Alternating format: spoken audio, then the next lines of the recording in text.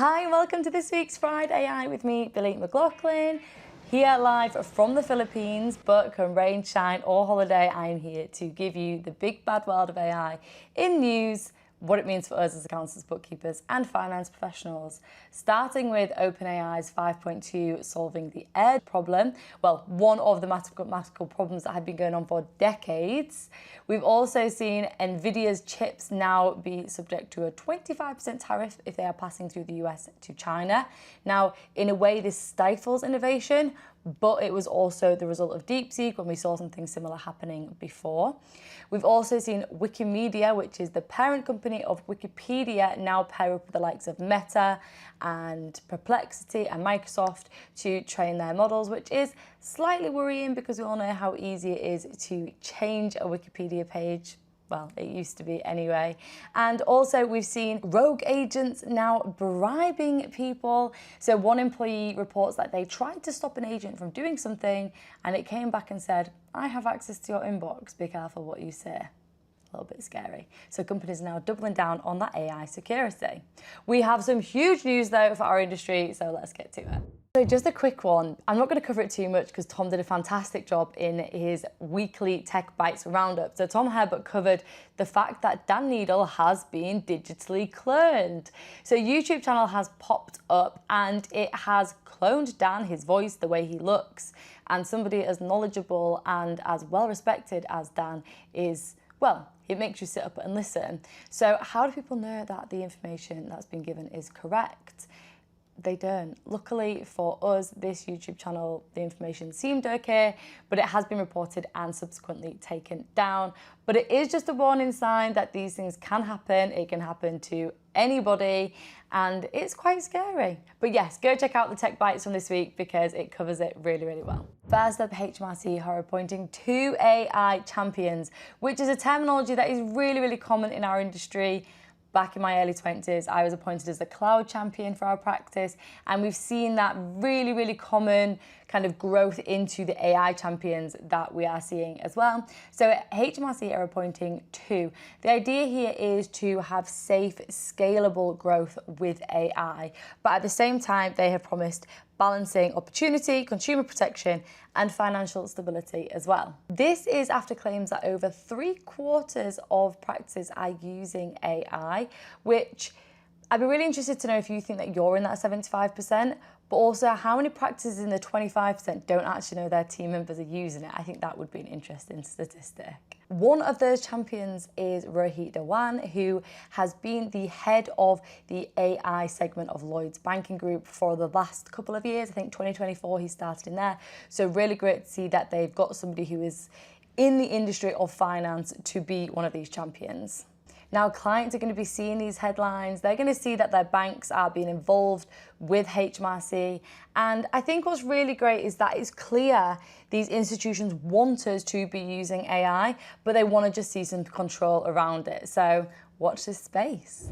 On that note then, Lloyds Banking Group have announced that they are putting all 67,000 of their staff through AI training. And they have said that every single employee has to have completed the training by the end of this year. I'm not sure what the consequence is if they don't. Like, we've seen some really, really big hundreds of thousands of employee companies say if you don't use it, you'll lose access to it. I'm not sure what the situation is here as to whether Lloyds are saying use it or you maybe don't have a job, or are they saying use it or you won't have access to it, because one has a little bit more of an incentive than the other, and also one's a little bit more harsh than the other.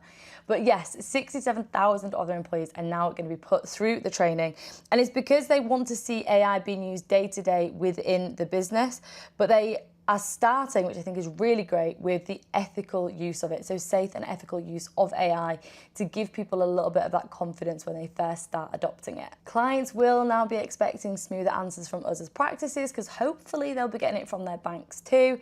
And I think it's fair to say that if a bank, granted they have a lot of money, no pun intended, but they have a lot of money, but if a bank can put 67,000 employees through training, I think it's safe to say that most practices could put a dozen people through. If you do want sort of help or support with training, do drop me a message, but it's not as scary as you think. Okay, one of the most exciting pieces of news to come out this week is that the PCRT has been updated with some guidance on how to use AI, and it has got the backing of all the big governing bodies. I'm talking ATT, CIOT, ACCA, ICAEW. Everybody is absolutely behind this, which is brilliant to see. So if you are part of a governing body, you will see some reports on this, I am sure. So the PCRT have done this 15-page guidance. I love the way it's structured. So the idea here is that it's got the 5 fundamental principles: integrity, objectivity, due care, confidentiality, and professional behaviour. What it does is it reminds you of each of these values, but then it gives you a table of ethical risks and then some safeguarding that you can put in place to avoid these risks, or at least mitigate them slightly. At the end, there's also a really super helpful appendix, which I think is great, which kind of just gives a little bit of narrative around some of the language that we use when we're talking around AI, and that could be something that could help your team. So this document itself, I'll put the link in the comments. I already put it into the AI Practice Academy on Wednesday when it was announced. I do think this is something you should be sharing around your practice. It feels like a big read because it's 15 pages, but realistically, the training that you're going to get from just that document, I think, is huge. So the main thing here is that it encourages the use of AI, but in a way that if your work is challenged, you've got the confidence behind the use that you've kind of done. So whatever you've done when you've been using it, if somebody was to come to you and say, how did you get to that result? You can really easily define how and why and which way you used artificial intelligence. It helps you recognize things like bias, for example. Now, what I would say is if you want a really quick action, something that you can take from this, something that you could use, why not put on each file an AI note just for everybody across the firm, a blanket use case, an AI use note. So anytime somebody uses any element of AI with that client, whether it's they called up and they quickly had a search for something, whether they used it to do an Excel formula, they have to put it on file that they used AI in these ways and why they used it. And that way, when those challenges do inevitably come in the future, when we get investigated, we've got really great reasoning, we've shown that we've done some due diligence, and our team are confident when using it. So let me know if you do put these AI use notes in place and if you think it's a good idea and what your team think of it too. And finally, another big bit of news which comes from the Treasury. So the Treasury Committee have done a report which says that the likes of the FCA and Bank of England and the Treasury are risking consumers' data by doing a wait-and-see approach. They say that consumers are at risk and very exposed because there are not really any guidance or controls in place, which is what this report is pushing for. Basically, they want clear guidance and accountability, which I think is fair to say. In the report, it says that the FCA should publish practical AI guidance for firms by the end of this year. So keep your eyes peeled for that, because if they are being advised from the government to do it, chances are it's going to happen. Now, the reason here is that they want consumers to be protected and rules to be applied to see who is accountable when AI is in use. And what is referenced quite heavily in the report is the critical third parties. Now, I'm not sure if you're aware of this, but this is something that's been around for a while, and it's basically been established to give the FCA and the Bank of England control to investigate products that are not directly in our market but can influence. So, for example, AI tools or even cloud tools.